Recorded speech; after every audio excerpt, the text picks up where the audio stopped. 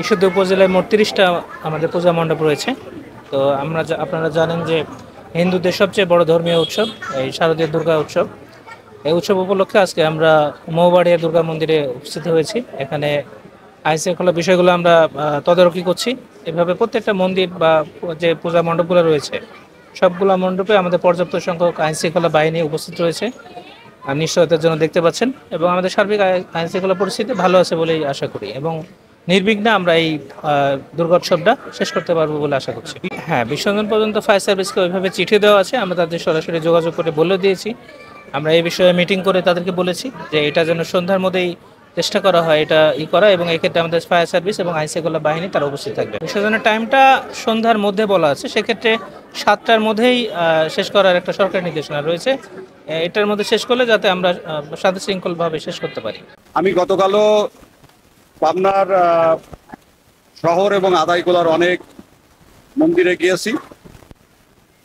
আমার কাছে মনে হয়েছে যে বিগত বেশ কয়েক বছরের তুলনায় এবার বেশি আনন্দে, বেশি মানে কোনো প্রকার ছাড়াই, ঝামেলা ছাড়াই আমার কাছে এবার বেশি মানে পূজা হচ্ছে, এটাই আমার মনে হচ্ছে।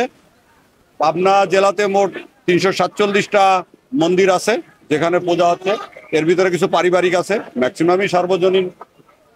এবং আমার একটা বিষয় ভালো লেগেছে যে পাবনা জেলাতে আমি অনেক জায়গায় দেখলাম সব পার্মানেন্ট মন্দির, এবং সেটার সিকিউরিটি এত হাই আমি এটা কল্পনাই করতে পারি নাই।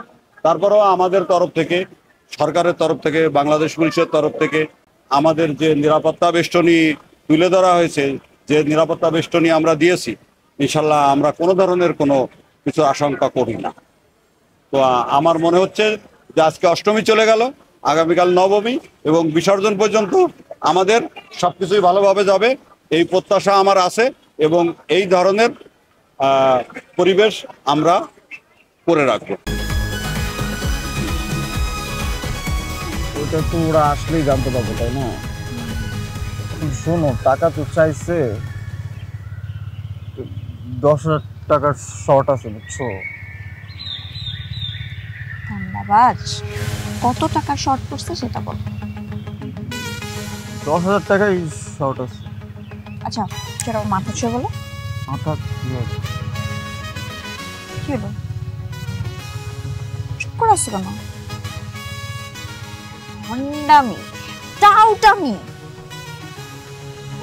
জায়গা পাও না তুমি? তুমি কি জীবনে ভালো হবে না? শোনো, ভন্ড আর টাউট বলবা না, আমার ইগোতে লাগে। তুমি ওইটাই ঠিক আছে, ভণ্ডামি টাউটামি মানুষ করে, কিন্তু গার্লফ্রেন্ডের সাথেও এটা কোনো কথা? দেখো মিমি, আমি আগের থেকে অনেক লক্ষ্য হয়ে গেছি, ভালো হয়ে গেছি। পুরোপুরি হইতে পারি নাই, অর্ধেক ভালো তো 50% ভালো হয়ে গেছে। আগে যদি হইতো আমি তোমার থেকে 20,000 টাকা চাইতাম। এই চুপ।